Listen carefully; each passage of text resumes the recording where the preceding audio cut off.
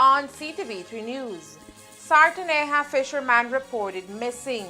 He was last seen socializing in the old capital on Tuesday. Asmon Martinez lands landslide victory in by-election, wins with overwhelming majority. Belizean man arrested in Melchor de Mencos, Petén, following a raid that uncovered illegal weapons, suspected ecstasy pills, and cigarettes. And the Belizean administration stays on course. The PM says no early elections on the horizon. These are some of the stories we have for you tonight in our newscast for Thursday, July 19th, 2024.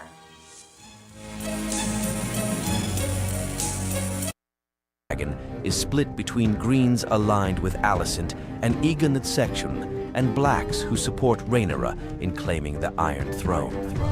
War is coming. And neither of us may win. Pledge your allegiance.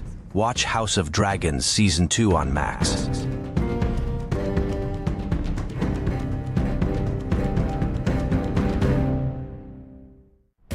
This plan, I can't leave this plan. Smart Belize! Hey there, smart thinkers! We're turbocharging your mobile experience with Smart's powered up postpaid plans. Imagine a world where your data speeds flows faster than ever.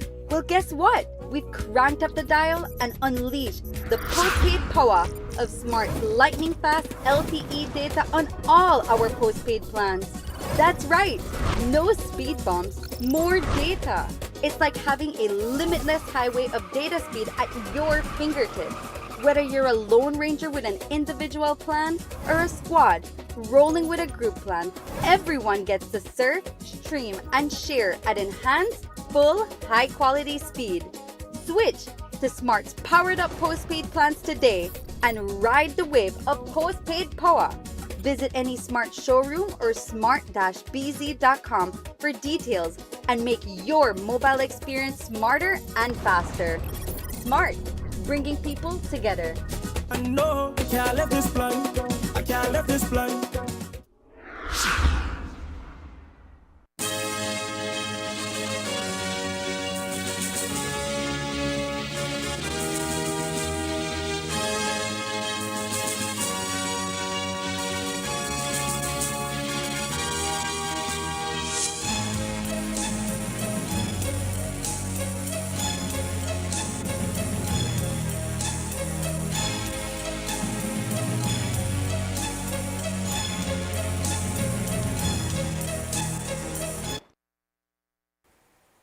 Good evening. With your news also simulcast on Fiesta FM 106.7, I am Joanna Rodriguez. Friends and family of Ronaldo Derek Arceo are tonight asking for the public's assistance to locate him. Arceo, 28 years old, has been reported missing by his family. The fisherman from the village of Sartaneja across the Corozal Bay was last seen on Tuesday socializing in Belize City around 1:30 p.m. He has not been seen or heard from since. Arceo was wearing a blue t-shirt and a cream-colored pants with black slippers. Today we spoke over the phone with his common-law wife, Perlita Matos, who told us the last she heard was that Arceo was seen socializing with two other individuals at a bar in the old capital. Todo lo que sabemos es que estuvo en Belice en un bar, pero el nombre del bar no le podría decir porque como andan tomando, tal vez van de lugar en lugar, ¿no? Pero andaba con otros dos muchachos y que después de ahí su papá le llamó para ver si se va a ir de viaje con él, ¿no? Y él no le contestó el teléfono y ya de ahí ya no supimos nada más de él. Su papá salió de viaje y él nunca contestó el phone. Y pues hasta ahorita no sabemos nada más. ¿Ha hecho un police report, missing persons report? Aún no, porque como sabe que debe de ser 48 hours, pues ahorita hasta hoy tiene como los 48 hours hoy en la tarde. Y pues estamos esperando para ver si aparecía o antes de que haga un file o algo, si alguien sabía algo, pues no lo hacíamos. Y si no aparecía, pues hacíamos el report para que la policía pueda empezar a buscar en otras partes, ¿no? The family is hoping that her common-law husband may have gone fishing with two other friends to an unidentified island. Hay probabilidades, por eso como le estoy diciendo, primero lo hicimos post antes de darle parte a la policía porque no sabemos exactamente, porque como estaba ebrio no sabemos si agarró y se fue con otros, los muchachos también son pescadores con quien él estaba y entonces tal vez se pudo haber ido con ellos y a donde fueron no hay señal o algo, pero no sabemos porque él realmente si él se hubiera ido se iba a comunicar con nosotros porque él tiene su teléfono pero ahora está apagado. Entonces no sabemos y lo que queríamos saber si es que si fueron a un callo de donde esos dos muchachos pescan, si es que allá ellos podían tener comunicación y avisar que él está con ellos y está bien. ¿Algo más que nos quiera decir? Pues solamente eso, si es que alguien sabe, lo vio y así, pues que nos avisen, ¿no? Que está bien o que si lo miran, que por favor le digan a él o a alguien que sepa de si dónde está él, que le avise a él, que se comunique con su familia porque todos estamos preocupados, porque él nunca, sí es cierto, otras veces se ha ido, ha tomado y así, pero él siempre ha regresado a su casa y nos ha avisado que está viniendo o cosas así, ¿se me entiende? Que él avisa de que está regresando para su casa o viene el mismo día que no pudo salir del viaje, pero esta vez no nos ha avisado, ya pasaron más de las 48 horas que... The family of Ranulfo Derek Arceo can be reached at telephone number 6065795. Anyone with information on Arceo's whereabouts is asked to contact the nearest police station. The ruling People's United Party claimed a great victory on Wednesday in the Toledo East constituency, which saw the election of Dr. Osmond Martinez as its new area representative. Toledo East has 7,725 registered voters. Of that amount, 4,670 votes, or 60.25%, were cast. The former CEO in the Ministry of Economy, Dr. Osmond Martinez, claimed a huge 3-1 victory over his opponents, Dennis Williams and Will Mejia. The official announcement was made shortly after 10 on Wednesday night by returning officer for the Toledo East constituency, Therese Martinez. Officer, this is Therese Martinez, made the official announcement. The results of the Toledo East by-election are as follows. William Will Mejia, 202 votes. Osmond Reynaldo Martinez, 3,269 votes. Dennis Disha Williams, 1,159 votes. I therefore declare Mr. Osmond Reynaldo Martinez as the duly elected candidate for the Toledo East Division. Were there any spoiled votes, ma'am? There were 40 rejected votes at counting. Wednesday's by-election was prompted following the tragic passing of former Minister and Area Rep Honorable Mike Espat in April of this year. A subsequent PUP victory in his constituency, according to Martinez, who secured an impressive 70% of the vote, is a show of strength for the party. It's not only Bella Vista, it's Toledo East. We won everywhere, including Punta Gorda. I was well impressed. And for the first time in history, we won Monkey River. Right? And so, and the Mayan communities, we did excellent there. When you look at their numbers, it's almost 85% of the voters from there. So it's while Bella Vista had the highest voters turnout, that does not mean that it was only Bella Vista. It's Toledo East who supported me today. I mean, this shows that of the unity of the party. You know, we had support from each and every minister in one way or the other. And again, all that I can say is that the PUP is stronger than ever after 4 years in office. And I think next year, for general elections, it will be even more stronger. Following in the work of former Minister Mike Espat, Dr. Martinez says he plans to hit the ground running to establish his plan for development in the Toledo East constituency. Well, I think I was the first one to speak about the roads. So definitely we have to do some work. But it's not only roads. We have to develop now, we have Plan Belize, now we have Plan Toledo. And within Plan Toledo, we have two main outcomes, and that is to increase Toledo's human capital and to increase Toledo's income per capita. On that way, it would help us to get people out of poverty, and at the same time to do sustainable public sector investment projects and programs, because then government's revenue will also increase, and then there will be a balance at the time when you need to invest on projects such as infrastructure. First and foremost, we need to generate jobs. And our PM has said it over and over, that the best social protection program is to create jobs. And as an economist, I believe that the most sustainable way to sustain an economy that can grow in a healthy way is by creating jobs. Therefore, we are working with a call center already that has started a pilot test with 10 agents. And it is our hope that by December or late January of next year, we will be hiring 1,000 workers. And at the same time, along with the Prime Minister, when we went to South Korea, we were working along to get the financing for the Punta Gorda Hospital. And that is also in the pipeline as the feasibility studies, the pre-feasibility studies has been completed. And then there is a lot of infrastructure work, as some of you had the opportunity to see it yesterday. It is ongoing, but at the same time, we have a lot of work to do here. So nonetheless, we have to prioritize. We won't be able to solve all the problems at once, but more important is that we will work slow, without stop, and get the job well done.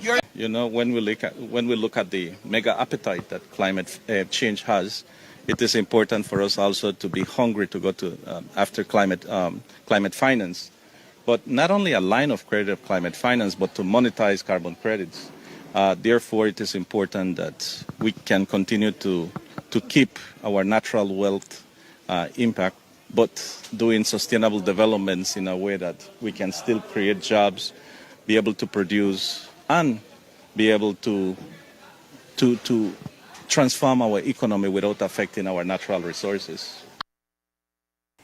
In the 2020 election, the PUP received 2,869 votes compared to the UDP's 1,755, a difference of 1,114 votes. For the by-election, the gap has widened to 2,109 votes, an increase of almost 1,000 votes, with 1,730 fewer people voting overall.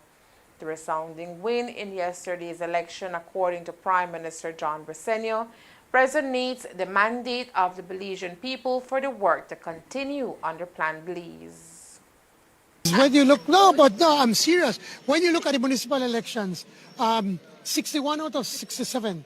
And margin is even bigger than in 2020 and 2021. And now here's another election where we win 3-1. It is a mandate. The people are speaking out. The people are saying they are satisfied of the work of the PUP government, that we have been doing as best as we can, that we have turned things around in this country. When you look at where we were in November of 2020, what the former Prime Minister was saying, that he weeps for the next government. We did not weep, we worked, and look at where we are.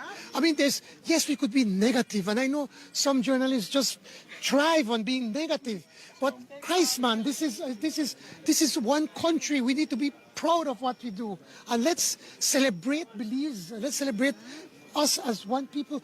Look at what's going on around the region. Look at Guatemala, Honduras, Nicaragua. I mean, everything is breaking up apart. And here we are, little Belize. We have our differences, but we're peaceful. We agree to disagree, and we laugh at it, and we move on, and then we try work. While an official post within the Belizean government has not been decided for the newest elected representative, PM Belizean says the party surely benefits from the expertise of Dr. Osmond Martinez in the National Assembly. Look at, I've not decided as yet, but we certainly need the talent of Osmond Martinez. He's been working as a CEO for economic development. So again, it shows the depth of the party, that we have people with a lot of talent and experience and ability, and Osmond Martinez represents that. Dr. Osmond Martinez is expected to be officially sworn in as area representative of Toledo East at the next House sitting. In a resounding victory, Osmond Martinez has won the by-election in Toledo East with a significant margin. The announcement was made official last night, and it marks a major milestone for the PUP. Martinez's victory is seen as a significant endorsement of his leadership skills and commitment to the people of Toledo East. Today, Honorable Orlando Habet joined the long list of individuals who have congratulated Martinez on his win. Dr. Martinez was slated to win. He's a good person. I think he's qualified, and taking over the mantle from former late Minister Spot, I think is formidable the way he managed to win with this margin in just 2 months of preparation. So I think that it shows that the party is strong. Certainly there is a win for the next general elections, and now we embrace him as a colleague in Parliament, and the Prime Minister decides whether or not he gets a portfolio now or he waits until the next election. Despite the overwhelming win in Toledo East by Dr. Osmond Martinez under the umbrella of the People's United Party on Wednesday, Prime Minister John Belizean confirmed that his government will not be calling early elections.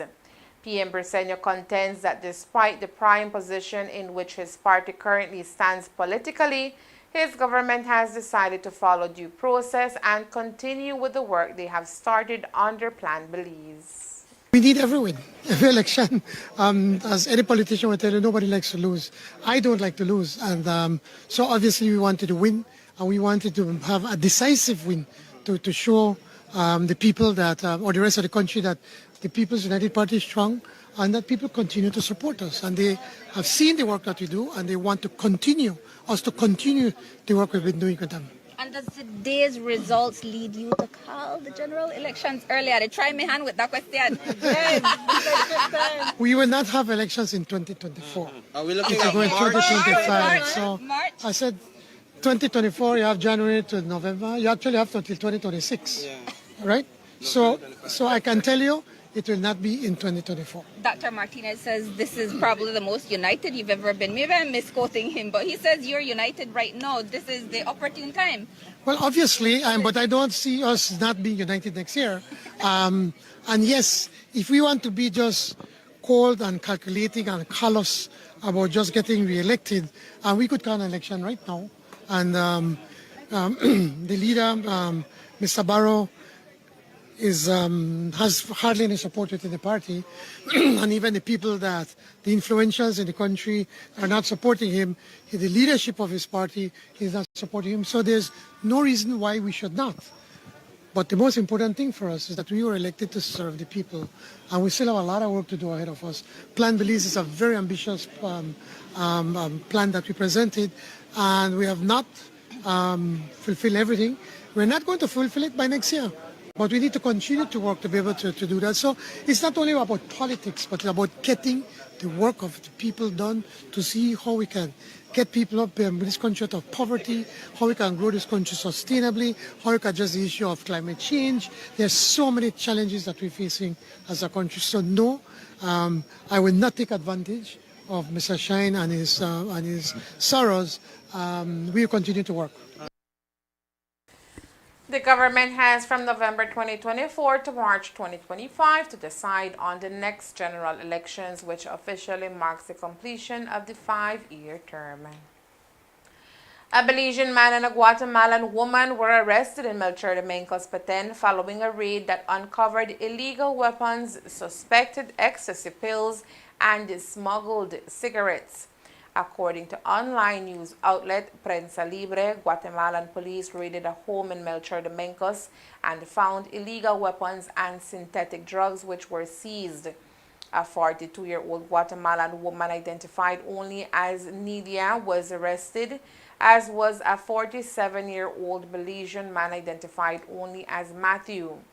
Guatemalan anti-narcotics investigators did the raid in coordination with the municipal police. Officers confiscated 2 pistols and ammunition, 8 bags containing a total of 632 colored synthetic pills presumed to be ecstasy, 6 boxes with 60 packs of contraband cigarettes, and a pickup truck with Belizean license plate C1379. Guatemalan police are investigating the multinational case where the suspects are now facing multiple charges, including illegal firearm possession, drug trafficking, and smuggling. Coming up next, we bring you the latest development on the ICJ matter between Belize and Guatemala. Stay tuned.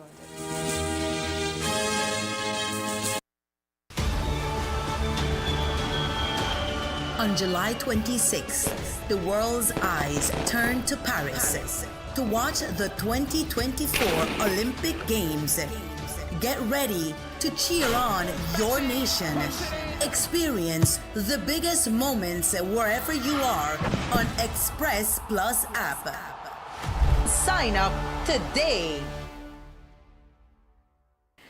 In a bit of an update on the ongoing ICJ matter between Belize and Guatemala, at this time there seems to be a delay in the start of oral hearings in the case. Both countries have provided all their written submissions to the International Court of Justice in the first round of presentations to settle the age-old territorial dispute. Belize is now currently awaiting a date to be set by the International Court of Justice ICJ for oral hearings on the case. Minister of Foreign Affairs Francis Fonseca gave an update on where Belize currently stands in its territorial court matters with Guatemala, which seems to have experienced unforeseen delays. We want this case to proceed as quickly as possible. We want to resolve and settle this matter definitively. So for us, the sooner the better. We have every confidence in our case. We believe we have a strong, sound case. But yes, there has been a backlog at the court. They had elections for new judges, so that of course created its own delays. New judges were appointed and elected, and then of course a number of other cases have intervened. As everybody knows, for example, the very famous South African case, for example, against Israel. A lot of these cases have taken precedence because of the urgency of the issues.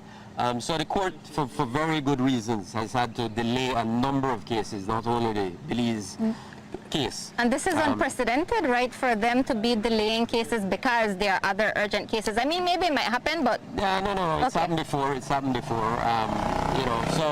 there's always a review every year of cases, and they deal with, and then there are urgent matters that come up that they have to deal with. So again, we expect, it's a delay, but again, it's not a delay that we think will, go airs. Okay. It's a delay more in terms of months. Okay. But we're likely, instead of this year finding out when the actual case will be heard, that's likely to be next year. We'll find out when the case will be heard. And so that could push it, anywhere into late 25 or even into 2026. But in terms of a decision. In terms of the public hearing, actual hearing, the oral hearings of the case. So, that's where we are now. But of course, don't hold me to those dates because it's entirely up to the court. Foreign Minister Francis Fonseca also spoke on the matter of Belizean armed forces who are expected to form part of a contingent traveling into Haiti to provide security relief in that country. As it stands, a group of military personnel from other parts of the world have made their way into the embattled country. However, Belize's troops and others from the Caribbean did not form part of the brigade. Minister Fonseca explains the drawbacks of having Belizeans in Haiti. MSS mission has started, the initial phase has started, and it was always the case that the Kenyan police force would be the first unit to go to Haiti. That was always the case. They're there to kind of lay the great groundwork, report back to us, report back to CARICOM on the state of affairs on the ground. And then based on that, CARICOM would be in a better position then to determine what our next phase would be. So in case of Belize, we remain committed to participating. But as you said, and it's not just Belize, it's CARICOM that is saying we need these conditions met. In terms of financing, in terms of a clear exit strategy, we want to know specifically what our roles will be. So when we send our soldiers, what will they be specifically doing on the ground in Haiti? So those are questions that we're still working through. The funding has improved, but it's not yet where CARICOM wants it to be. So we're not comfortable with that yet. But all of the training has been done. Our troops are ready. But once those conditions are met, then we will be in a position to give the green light to our troops, to the Ministry of Defense, to say, yes, we are prepared to go. But we're not there yet. Biodiversity underpins the health of the planet and has a direct impact on all our lives. But simply reduced biodiversity means millions of people face a future where food supplies are more vulnerable to pests and disease and where fresh water is in irregular or short supply.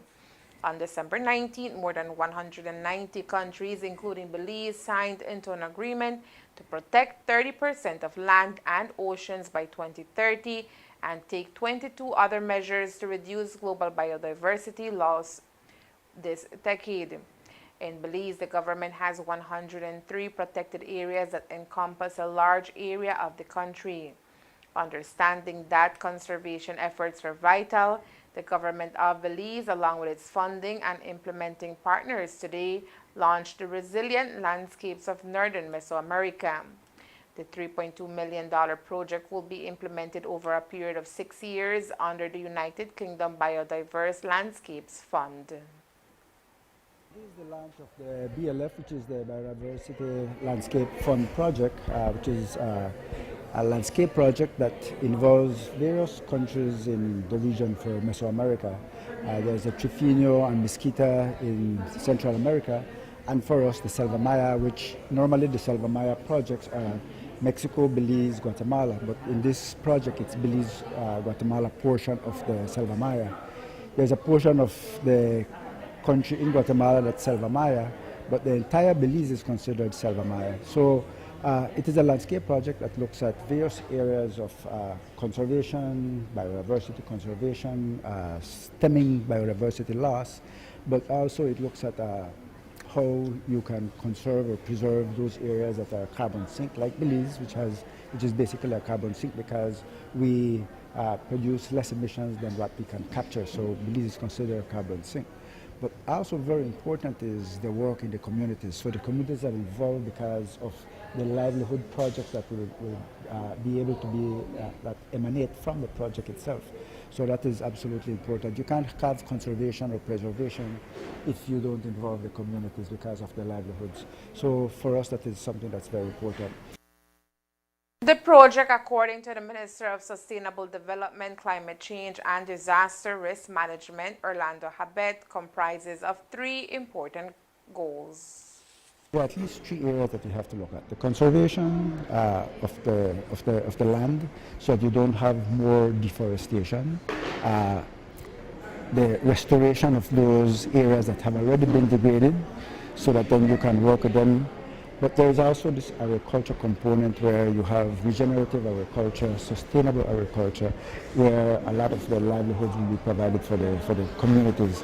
And also through the restoration projects, if it also involves planting of trees, then that also creates the growing back of our forests, while at the same time it provides a job and an opportunity for people to be able to get a livelihood from it.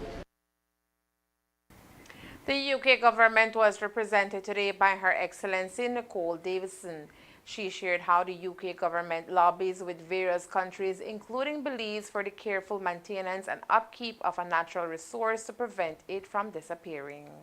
Teaming up with the Wildlife Conservation Society and the other partners that we're working with on this really enables us to work at a very local level and understand the needs within Belize. So the UK government is really committed to working with countries on climate change, and this is a commitment that came out of pledges that we made in 2019, but also following on from when we hosted COP26 in Glasgow and committed a number of really significant projects to fight climate change. So through that, organisations throughout the world in various developing countries can bid into these funds. In this particular case, there was a very, very strong bid from this Belizean consortium of partners, working with WCS and their lead partner in Guatemala as well. It's a 4-country project, so it's important to understand that there's a number of organisations working cross-border on this.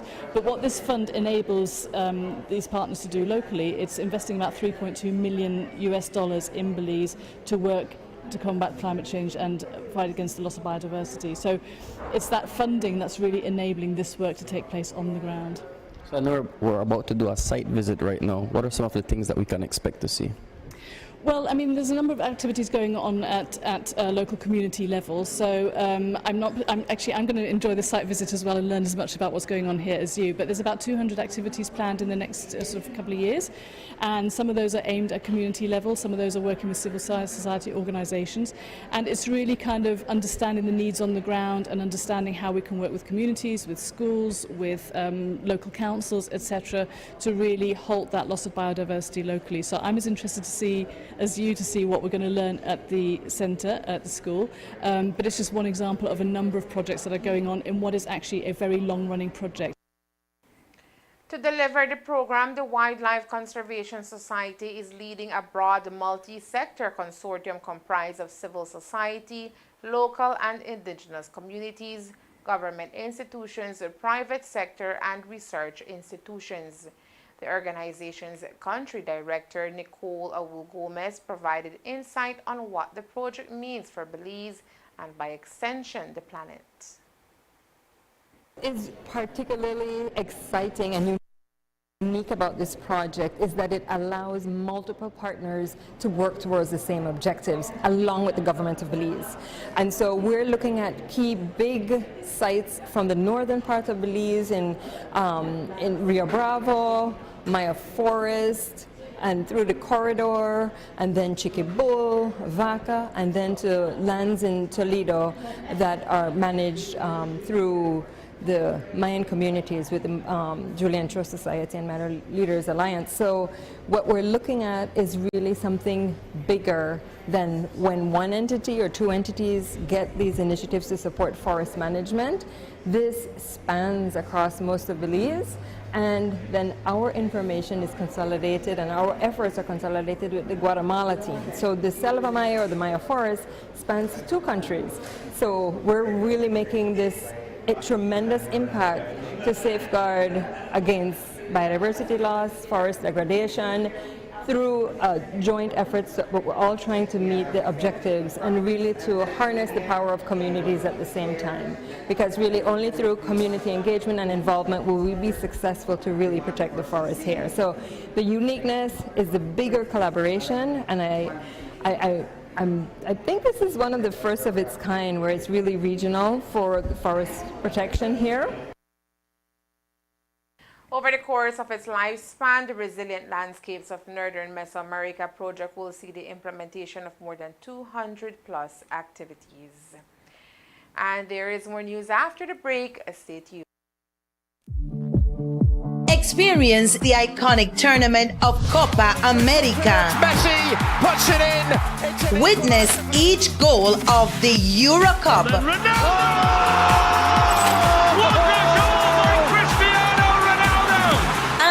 Live the excitement of the CONCACAF games. On target, and it's in. It's in the back of the net. It's a stoppage time. Available only on Centaur's Express Plus app. Call 380-101 and sign up today. Express Plus app, streaming entertainment. Tonight, there is more fire burning at the feet of attorney O.J. Elrington, who had to respond to the Belize General Legal Counsel to answer to a claim of professional misconduct brought by Pastor Dozie Ifan Ingram. Elrington was retained by Dozie to represent him after the SSB retired a claim for benefits after his wife died. However, Elrington agreed to a settlement with the SSB without informing Dozie. In fact, he collected large sums from the SSB and failed to pay it out to Dozie. Last night, in a televised interview with a national channel, Elrington said he had paid the monies. Today, however, Dozie fired off a press release saying, quote, "We have experienced real financial hardships. My son is unable to collect his bachelor degree from Galen University because he has an unpaid bill. My son's dream of pursuing their master and bachelor degrees, respectively, in 2024 faces the real possibility of being derailed because of lack of finances. The legal choices of the former attorney only exacerbate our plight," end of quote. Here's what he told our colleagues at Plus TV. Right. My instant reaction was one of immense gratitude. First and foremost to God for vindicating the Ifanya Chineke family. So we have spoken to my son since then. We are satisfied and grateful that justice has finally been served.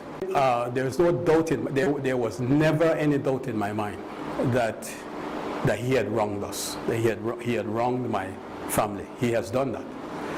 And I was determined from the outset. I made what I call a decision of conviction. That's the word, right? I made a decision of conviction that I was going to take him to the highest level and hang him from there for the wrong that he has done to my family. It has been something like this. Most people would let you go. They would give up because it is grueling. We talk about, let me be specific. I'm talking about mental and emotional attack. And just your mind just being on a constant attack. That's what an ordeal like this does to someone. But in my case, fortunately, I give God the glory. I say this all to the glory of God in my case, because, and I make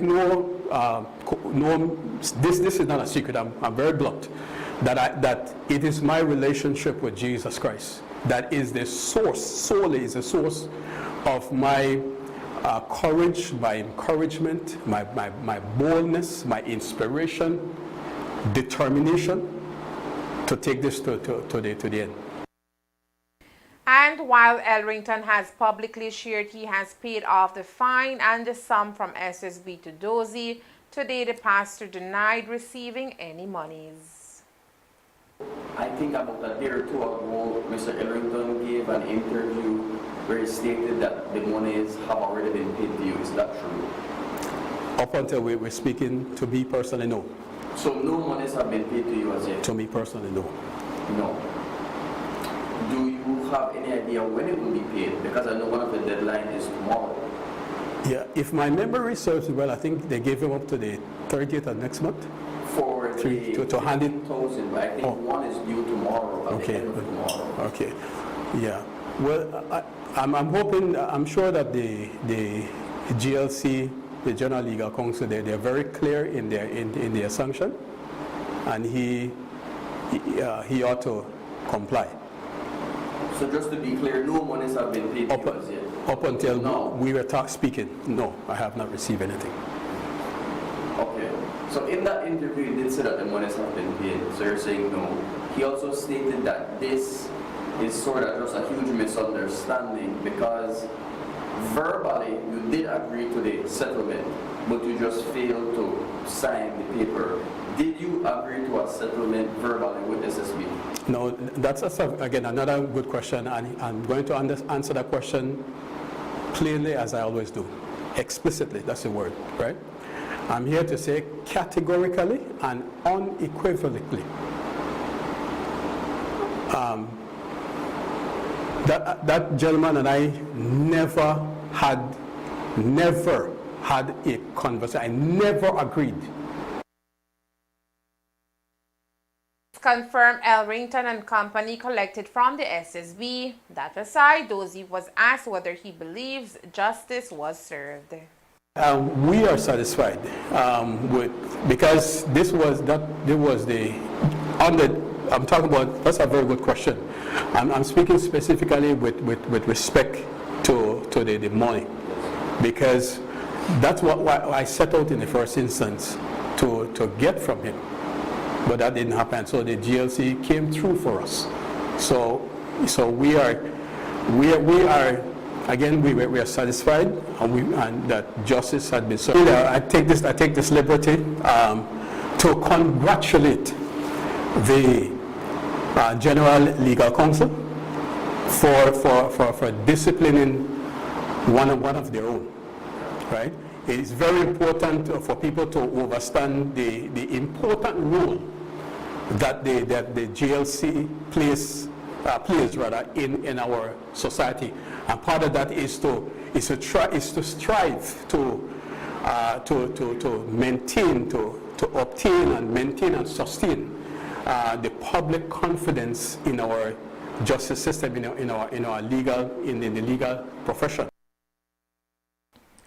After the proceedings and decision of the GLC, Dozie is now seeking legal minds to take the matter to the High Court to challenge the SSB's act. The Social Security Act, it is contrary to Section 16 of the Constitution. That part of our Constitution explicitly, that's the key word there, explicitly forbids the state from discriminating against anyone based on his or her sex, political affiliation. It has a list of things right there, right? And so for me, from day one, the context, and I'm glad that you put your question in context, and that the context is from day one it was about challenging the constitutionality of Social Security, denying me of my wife's pension, because I am a man. Elrington is accused of allegedly forging documents to obtain results at the SSB for Dozie's settlement, which he did not consent to.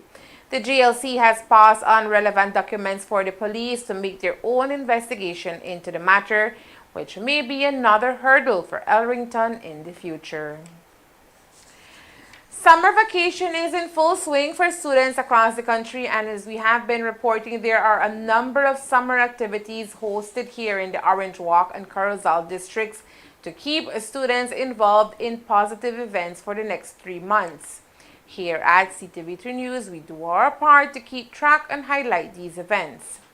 Today, we caught up with CEO of the Running Rebels organization, Raul Rosado, who is inviting kids from across Orange Walk town to take part in their annual summer program, which seeks to provide basketball in a fun and positive way.